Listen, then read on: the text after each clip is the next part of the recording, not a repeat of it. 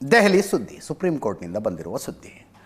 ವಿಪಕ್ಷಗಳು ಆಡಳಿತ ಪಕ್ಷ BJP ಮೇಲೆ, ಕೇಂದ್ರದಲ್ಲಿ ನಾನು ಹೇಳ್ತಾ ಇರೋದು, ನರೇಂದ್ರ ಮೋದಿ ಮೇಲೆ ಆರೋಪ ಮಾಡುವಾಗ ಏನು ಹೇಳ್ತಾರೆ? ಅನ್ಡಿಕ್ಲೇರ್ಡ್ ಎಮರ್ಜೆನ್ಸಿ ಇದೆ ದೇಶದಲ್ಲಿ. ಮುಂದಿನ ಸೆಂಟೆನ್ಸ್ ಏನಿರುತ್ತೆ?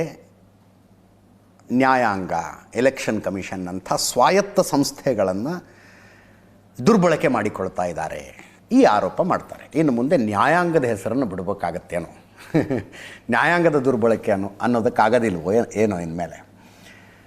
ಸಿದ್ದರಾಮಯ್ಯನವರ ಪ್ರಕರಣದಲ್ಲಿ, ಮೂಡಾ ಕೇಸಿನ ವಿಷಯದಲ್ಲಿ ಸುಪ್ರೀಂ ಕೋರ್ಟ್ ಕೊಟ್ಟಿರುವಂಥ ತೀರ್ಪು ಹಂಗಿದೆ. ಒಂದೇ ಪೀಠ ಎರಡು ಬೇರೆ ಬೇರೆ ಪ್ರಕರಣಗಳ ವಿಷಯದಲ್ಲಿ ಒಂದೇ ಮಾದರಿಯ ತೀರ್ಪನ್ನು ಕೊಡ್ತಿವತ್ತು. ಸಿದ್ದರಾಮಯ್ಯನವರಿಗೆ ರಿಲೀಫು, ರಾಜಕಾರಣ ಏನೇ ಇದ್ದರೂ ಎಲೆಕ್ಷನ್ನಲ್ಲಿ ಇಟ್ಕೊಳ್ಳಿ, ED ಮೂಲಕ ಅಲ್ಲ ಅನ್ನುವ ಮಾತನ್ನು ಹೇಳಿದ್ರು. ಹಾಗೆ ತೇಜಸ್ವಿ ಸೂರ್ಯ ಪ್ರಕರಣದಲ್ಲೂ ರಾಜಕಾರಣ ಏನೇ ಇದ್ದರೂ ಎಲೆಕ್ಷನ್ನಲ್ಲಿ ಇಟ್ಕೊಳ್ಳಿ, ಪೊಲೀಸ್ ಮೂಲಕ ಅಲ್ಲ ಅಂತ ಹೇಳಿದ್ರು. ಫಸ್ಟು ಸಿದ್ದರಾಮಯ್ಯನವ್ರ ಕೇಸ್ ಹೇಳ್ಬಿಡ್ತೀನಿ ನಾನು. ಮೂಡಾ ಹಗರಣದಲ್ಲಿ ಆರೋಪ ಬಂದಿದೆ, ED ಅವರು ವಿಚಾರಣೆ ನಡೆಸ್ತಾ ಇದ್ದಾರೆ. ED ಅವರು ಸಮನ್ಸ್ ಕೊಟ್ಟಿದ್ರು ಸಿದ್ದರಾಮಯ್ಯನವ್ರಿಗೆ, ಅವರ ಪತ್ನಿಗೆ ಭೈರತಿ ಸುರೇಶ್ ಅವರಿಗೆ. ಈ ಸಮನ್ಸ್ ಕೊಟ್ಟಿದ್ದ ತಪ್ಪು, ಇದನ್ನು ರದ್ದು ಮಾಡಬೇಕು ಅಂತ ಹೇಳಿ ಹೈಕೋರ್ಟಿಗೆ ಬಂದಿದ್ರು. ಹೈಕೋರ್ಟ್ ಇವರ ಅರ್ಜಿಯನ್ನು ಎತ್ತಿ ಹಿಡಿತು. ಕರೆಯಂಗಿಲ್ಲ ಇವರನ್ನು ವಿಚಾರಣೆಗೆ, ಸಮನ್ಸ್ ರದ್ದು, ಇವರನ್ನು ಕರೆಯದೇ ವಿಚಾರಣೆ ಮಾಡ್ಕೊಳ್ಳಿ ಅಂತ ಹೇಳ್ತು EDಗೆ. ED ಅವರಿಗೆ ಕಷ್ಟ ಆಯಿತು, ಹೆಂಗೆ ವಿಚಾರಣೆ ಮಾಡೋದಿದ್ನ ಅಂತ ಸುಪ್ರೀಂ ಕೋರ್ಟಿಗೆ ಹೋದ್ರು ED ಅವರು. ಹೈಕೋರ್ಟು ನಾವು ಕೊಟ್ಟಿದ್ದ ಸಮನ್ಸನ್ನು ರದ್ದು ಮಾಡಿದೆ, ಇವರು ವಿಚಾರಣೆ ಮಾಡೋದು ಅವಶ್ಯಕತೆ ಇದೆ, ಆದ್ದರಿಂದ ಹೈಕೋರ್ಟಿನ ತೀರ್ಪನ್ನು ರದ್ದು ಮಾಡಿ ನಮಗೆ ವಿಚಾರಣೆ ಮಾಡೋದಕ್ಕೆ ಅವಕಾಶ ಮಾಡಿಕೊಡಿ ಅಂತ. ಚೀಫ್ ಜಸ್ಟಿಸ್ BR ಗವಾಯಿ ಮತ್ತು ನ್ಯಾಯಮೂರ್ತಿ K ವಿನೋದ್ ಚಂದ್ರನ್ ಅವರ ದ್ವಿಸದಸ್ಯ ಪೀಠದ ಮುಂದೆ ಈ ಪ್ರಕರಣ ಬಂತು. ಭಾಳ ಅಂದರೆ ಭಾಳ strong observations. BR Gavai, chief justice of India, ED ಪರ ಕೋರ್ಟಿಗೆ ಹಾಜರಾಗಿದ್ದಂಥ additional solicitor general SV Raju ಅವರಿಗೆ ಹೇಳ್ತಾರೆ, ಬಲವಂತವಾಗಿ ನಮ್ಮ ಬಾಯಿ ತರಿಸೋ ಪ್ರಯತ್ನ ಮಾಡಬೇಡಿ. ಮಹಾರಾಷ್ಟ್ರದ ಕೆಲ ಕೆಟ್ಟ ಘಟನೆಗಳು ನನ್ನ ಗಮನಕ್ಕೆ ಬಂದಿದ್ದಾವೆ. ED ಬಗ್ಗೆ ತುಂಬ ಕಠಿಣ ಶಬ್ದ ಬಳಸಬೇಕಾಗತ್ತೆ, ದಯವಿಟ್ಟು ಆ ಶಬ್ದಗಳನ್ನು ಬಳಸುವಂತೆ ಒತ್ತಾಯಿಸಬೇಡಿ. ಅಂದರೆ ನಮ್ಮ ಬಾಯಲ್ಲಿ ಏನೇನೋ ಹೇಳ್ಬಿಡ್ತೀವಿ, ಹೇಳ್ಸಕ್ಕೆ ಹಚ್ಚಬೇಡಿ ಅಂತ.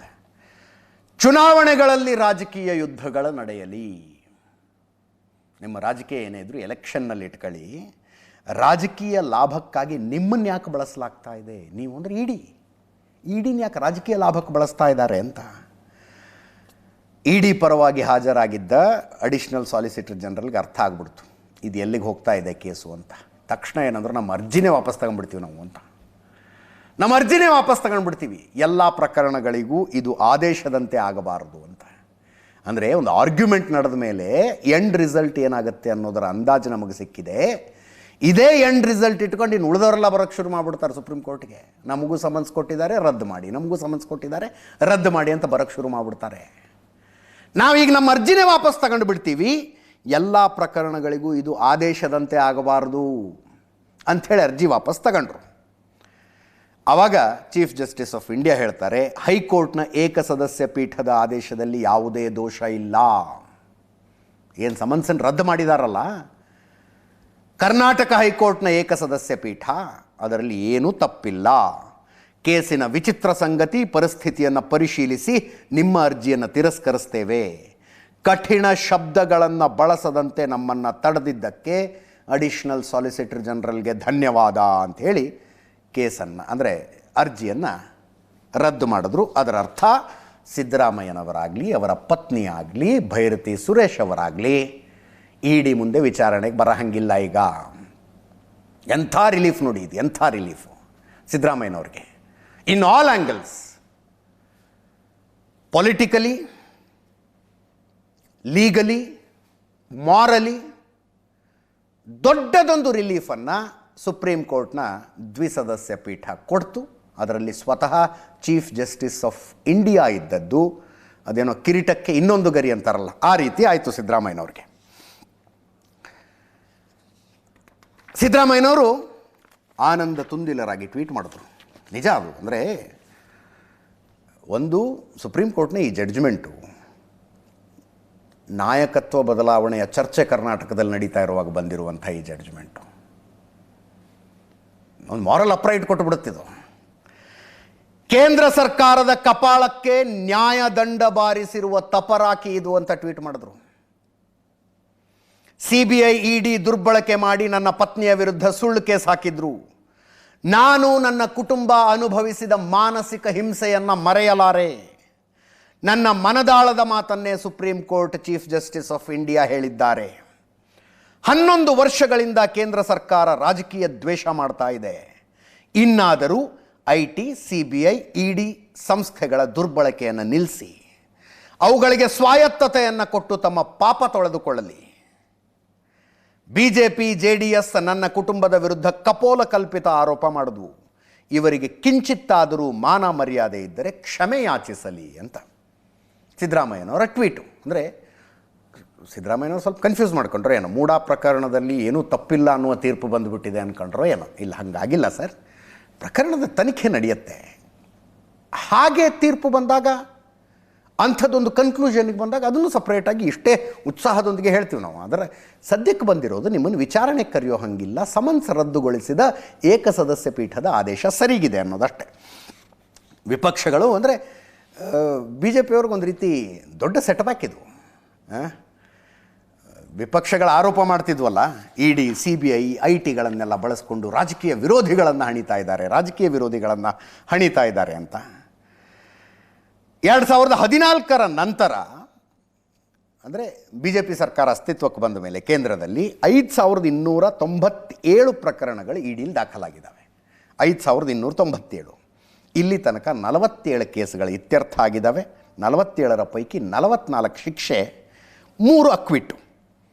ರಾಜಕಾರಣಿಗಳ ಮೇಲೆ ದಾಖಲಾದಂಥ ಕೇಸುಗಳು 193, 2ಕ್ಕೆ ಶಿಕ್ಷೆಯಾಗಿದೆ. ಆದರೆ ನೀವು ED ದಾಖಲಿಸಿರುವ ಪ್ರಕರಣಗಳ ಪೈಕಿ ನೇರವಾಗಿ ಪೊಲಿಟಿಕಲ್ ಕನೆಕ್ಷನ್ ಇರುವ ಪ್ರಕರಣಗಳು ಎಷ್ಟು ಅಂತ ನೋಡಿದ್ರೆ ಅದೊಂದು ನಂಬರ್ ಸಿಗುತ್ತೆ. ಪೊಲಿಟಿಕಲ್ ಅಂದರೆ ಪೊಲಿಟಿಕಲ್ ಅಥವಾ ಪೊಲಿಟಿಷಿಯನ್ಸ್ ಕನೆಕ್ಷನ್ಸ್ ಇರುವ ಪ್ರಕರಣಗಳು. ಪೊಲಿಟಿಷಿಯನ್ಸ್ ಕನೆಕ್ಷನ್ ಇರುವ ಪ್ರಕರಣಗಳ ಪೈಕಿ ಅತಿ ಹೆಚ್ಚು ಪ್ರಕರಣಗಳು ರಾಜಕೀಯ ವಿರೋಧಿಗಳಾದಂಥ ರಾಜಕಾರಣಿಗಳು ಮತ್ತು ರಾಜಕೀಯ ಪಕ್ಷಗಳಲ್ಲಿರುವವರ ವಿರುದ್ಧ ಇದೆ. ಅದರ ಬಗ್ಗೆ ಎರಡನೇ ಮಾತೇ ಇಲ್ಲ.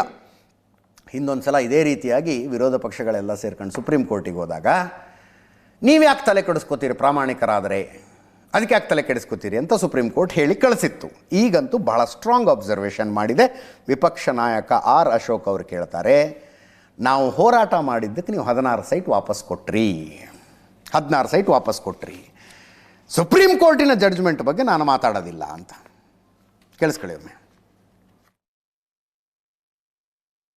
ಕೇಸ್ ವಿರುದ್ಧವಾದಂಥ ಒಂದು ಹೋರಾಟವನ್ನು BJP ಮಾಡಿತ್ತು. ನಮ್ಮ ಹೋರಾಟದ ಫಲವಾಗಿ ಸಿದ್ದರಾಮಯ್ಯನವರು 14 ಸೈಟ್ಗಳನ್ನು ವಾಪಸ್ ಕೊಟ್ಟರು. ಕೋಟ್ಯಾಂತರ ರೂಪಾಯಿ ಸೈಟನ್ನು. ಹಂಗಾರೆ ಯಾಕೆ ಕೊಟ್ಟರು?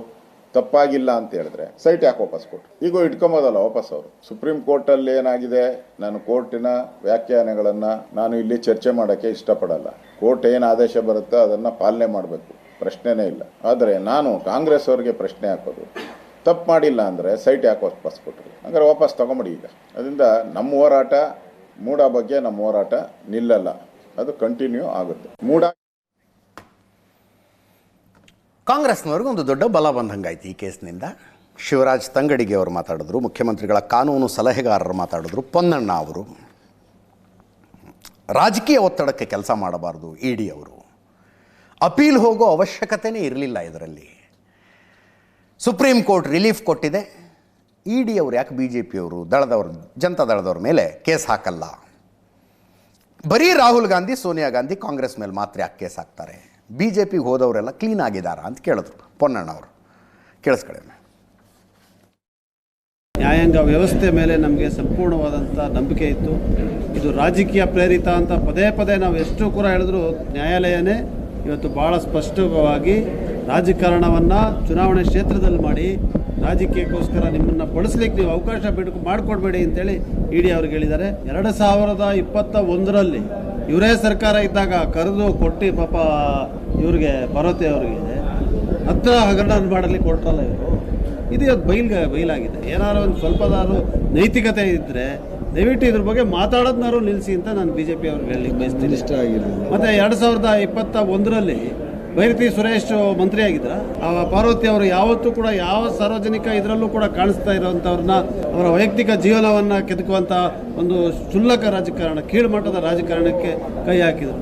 ಈ 14 ಸೈಟನ್ನು ಹಿಂದೆ ಕೊಟ್ಟಿರೋದ್ರಿಂದ ಯಾವ ಪ್ರೊಸೀಡ್ಸ್ ಆಫ್ ಕ್ರೈಮ್ ಇಲ್ಲ, ಯಾವ ಮನಿ ಲಾಂಡ್ರಿಂಗೂ ಇಲ್ಲ. ಕೇಂದ್ರ ಸರ್ಕಾರ ಅದು ಬಿಜೆಪಿ ಮೋದಿ ಅವರ ಕೈಗೊಂಬೆ ಆಗಿ CBI ED ಕೆಲಸ ಮಾಡ್ತಾ ಇದೆ ಅಂತಂದು ಮಾಧ್ಯಮದೊಳಗೆ ಪ್ರತಿ ಸತಿ ನಾವು ಹೇಳ್ತಾ ಇದ್ದೀವಿ. ಇವತ್ತದು ಪ್ರೂವ್ ಆಗಿದೆ. ಯಾಕಂದ್ರೆ ಸುಪ್ರೀಂ ಕೋರ್ಟೇ ಅವರಿಗೆ ಚೀಮಾರಿ ಹಾಕಿದೆ. ಇದು ದೊಡ್ಡ ಪಾಠ ಅವರಿಗೆ. ಅವ್ರ ಜನಪ್ರಿಯತೆಯನ್ನ ನೋಡ್ಲಾರ್ದನೆ, ಸಹಿಸ್ಕೊಲಾರ್ದನೆ ಇಂಥವೆಲ್ಲ ಆರೋಪಗಳನ್ನ ಮಾಡುವಂತ ಕೆಲಸವನ್ನ ಇವ್ರು ಮಾಡ್ತಾ ಇದ್ದಾರೆ. ಅವರ ಜನಪ್ರಿಯತೆಗೆ ಯಾರೇ ಮಸಿ ಬಡಿದ್ರು ಯಾರಿಂದನೂ ಏನು ಮಾಡಕ್ಕಾಗಲ್ಲ. ಸಿದ್ದರಾಮಯ್ಯವರೇ, ಬಿಜೆಪಿಯವರು, JDS ಅವರು ಸಾರ್ವಜನಿಕವಾಗಿ ಕ್ಷಮೆ ಕೇಳಬೇಕು. ಯಾಕಂದ್ರೆ ಜನ ಮೆಚ್ಚಿದ ನಾಯಕ ಸಿದ್ದರಾಮಯ್ಯನವರು. ಸಂಪೂರ್ಣವಾಗಿ ಸುಪ್ರೀಂ ಕೋರ್ಟ್ ಪದೇ ಪದೇ ಬರೀ ED ಅಷ್ಟೇ ಅಲ್ಲ, EDಯ ಸಂಪೂರ್ಣ ಇಲ್ಲಿವರೆಗೆ ಆಗಿರತಕ್ಕಂತ ಏನು ರೈಡ್ಗಳಿದೆ, EDಯ ರೈಡ್ಗಳು ಸುಮಾರು 4,000ಕ್ಕೂ ಹೆಚ್ಚು ರೈಡ್ಗಳಿದಾವೆ. ಅದರಲ್ಲಿ 95% ಶೇಕಡ ಅಪೋಸಿಷನ್ ಪಾರ್ಟಿಗಳ ಮೇಲಿದೆ. ಒಟ್ಟಾರೆ ಇವತ್ತು ನೋಡಿದ್ರೆ 0.1% ಸಕ್ಸಸ್ ರೇಟ್ ಇಲ್ಲ EDದು. ಅದು ಸಂಪೂರ್ಣ ಸುಪ್ರೀಂ ಕೋರ್ಟ್ ಬಹಳ ಹತ್ತರಿಂದ ಗಮನಿಸಿದೆ. ಅದಕ್ಕಾಗಿ ಇಂಥ ಒಂದು ವರ್ಡಿಕ್ಟ್ ಕೊಟ್ಟಿದೆ. ಇದರಿಂದ ಮುಂದೆ ಬರ್ತಕ್ಕಂಥ ಜನಕ್ಕೆ ಅರ್ಥ ಆಗುತ್ತೆ ಯಾವ ರೀತಿಯಾದಂತ ಬಿಜೆಪಿಯವರು EDನ ದುರುಪಯೋಗ ಪಡಿಸ್ಕೊಂಡಿದ್ದಾರೆ. ಇನ್ಕಮ್ ಟ್ಯಾಕ್ಸ್ ಆಗಿರಲಿ, ಫೆಮಾ ಆಗಿರಲಿ, ED ಆಗಿರಲಿ, ಇದನ್ನೆಲ್ಲ ಕಳೆದ 15 ವರ್ಷದಿಂದ ಅವರಿಗೆ ಸ್ವಂತಕ್ಕೆ ರಾಜಕೀಯ ಲಾಭಕ್ಕಾಗಿ ಉಪಯೋಗಿಸ್ಕೊಂಡು ಬಂದಿದ್ದಾರೆ. ನಂದೇ ಕೇಸ್ ತಗೊಳ್ಳಿ, ನಾನು ತಿಹಾರ್ ಜೈಲ್ ಕಳಿಸಿದ್ರು, ನನ್ನ ಮೇಲೆ ಕೇಸ್ ಆಯ್ತು. ಆಮೇಲೆ ಕೇಸ್ ಈಗ ಅದು ವಜಾ ಆಯ್ತು. ಅನುಭವಿಸೋರು ಮಾತ್ರ ಗೊತ್ತು. ED ಅವರು ಪರಿಶೀಲನೆ ಮಾಡಬೇಕು. ರಾಜಕಾರಣದ ಒತ್ತಡದ ಮೇಲೆ ಮಾಡಿದ್ರೆ ಏನು ಪ್ರಯೋಜನ ಆಗುದಿಲ್ಲ. ಹಂಗೆ ಅವ್ರದ್ದಾಗಲೇ ರಿಪೋರ್ಟ್ ಎಲ್ಲ ಬರ್ದಾಗಿತ್ತು. ತಿರ್ಗಿ ಅಪೀಲ್ ಹಾಕೋಂಥ ಪ್ರಶ್ನೆ ಉದ್ಭವ ಆಯ್ತಿರ್ಲಿಲ್ಲ. ಬಹುಶಃ ಆ ವಿಚಾರದಲ್ಲಿ ಅವ್ರು ಅಪೀಲ್ ಹಾಕಿದ್ರು ಅಂತ ಕಾಣ್ತದೆ. ಯಾಕೆ ಬಿಜೆಪಿಯವ್ರ ಮೇಲೆ ಒಬ್ಬರ ಮೇಲೆ ಕೇಸ್ ಇಲ್ಲ, ದಳದವ್ರ ಮೇಲೆ ಒಂದು ಕೇಸ್ ಇಲ್ಲ. ಅವರೆಲ್ಲ ಭಾಳ ಬರೀ ರಾಹುಲ್ ಗಾಂಧಿಯವ್ರ ಮೇಲೆ, ಸೋನಿಯಾ ಗಾಂಧಿ ಮೇಲೆ, ವಡ್ರ ಮೇಲೆ, ನಮ್ಮ ಪಾರ್ಟಿಯವ್ರ ಮೇಲೆ, ನನ್ನ ಮೇಲೆ. ಈಗ ಬಿಜೆಪಿ ಹೋದವರೆಲ್ಲ ಕ್ಲೀನ್ ಆಗ್ಬಿಟ್ಟವ್ರೆ. DK ಶಿವಕುಮಾರ್ ಸ್ವಲ್ಪ ಪರ್ಸನಲ್ ಆಗಿ ತಗೊಂಡಿರೋದನ್ನ, ಅಂದರೆ ಸಹಜ ಕೂಡ, ಮನಸ್ಸಿಗೆ ಬೇಜಾರಾಗುತ್ತೆ. ಅಲ್ರಿ, ಅರೆಸ್ಟ್ ಮಾಡಿ ನನ್ನ ತಿಹಾರ್ ಜೈಲಿಗೆ ಹಾಕಿಬಿಟ್ರಿ, ಆಮೇಲೆ ಕೇಸೇ ವಜಾ ಆಯ್ತಲ್ಲಪ್ಪ, ನನಗೆ ಯಾರು ನ್ಯಾಯ ಕೊಡೋರು ಅಂತ. ಈ DK ಶಿವಕುಮಾರ್ ಅವರ ಈ ಹೇಳಿಕೆಯನ್ನು ಕೇಳಿಸ್ಕೊಂಡ ನಂತರ ಹೆಸರು ಬೇಡ, JDSನವರೊಬ್ಬರು ಯಾರೋ ಫೋನ್ ಮಾಡಿದ್ರು ನನಗೆ, ಸೂರಜ್ ರೇವಣ್ಣ ವಿರುದ್ಧ ಹಿಂಗೆ ಕೇಸ್ ಹಾಕಿ ಕಳಿಸ್ಬಿಟ್ರಿ, ಪೊಲೀಸರು ರಿಪೋರ್ಟೇ ಹಾಕ್ಬಿಟ್ರು, ಅವ್ರಿಗೆ ಯಾರು ನ್ಯಾಯ ಕೊಡೋರು ಅಂತ ಕೇಳಿದ್ರು. ಇದಕ್ಕೆ ಯಾವುದಕ್ಕೂ ಉತ್ತರ ಇಲ್ಲ. Nobody can answer this. ಈ ದೇಶದಲ್ಲಿ ಅಕ್ವಿಟಲ್ ರೇಟ್ 87% ಇದೆ. 187 ಪ್ರಕರಣಗಳಲ್ಲಿ ನಿರಪರಾಧಿಗಳು ಅಂತ ಅಕ್ವಿಟ್ ಆಗುವಂಥ ದೇಶ ಇದು. ಅಕ್ವಿಟ್ ಆದವ್ರಿಗೆಲ್ಲ ನ್ಯಾಯ ಕೊಡಬೇಕು ಪಾಪ.